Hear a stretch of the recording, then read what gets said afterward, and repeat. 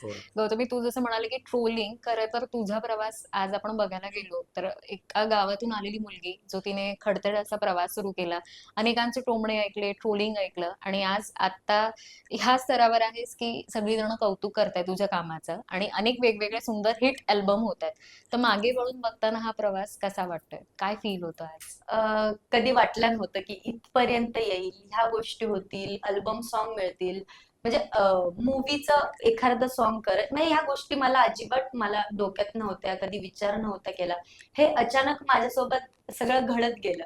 म्हणजे आपण ठरवतो ना की आत्ता मला हे करायचंय, आत्ता मला ते करायचंय. माझ्या डोक्यात काही नव्हतं, आत्ता इथं बसले, आत्ताही काही नाहीये. जे होतंय ते होऊ द्या असं. मग मागं वळून बघताना मला असं काही वाटत नाही. उलट मला आत्ता वाटतं की आत्ता जे आहे ना ते खूप छान आहे. माझी लाईफ खूप छान चालली आहे असं.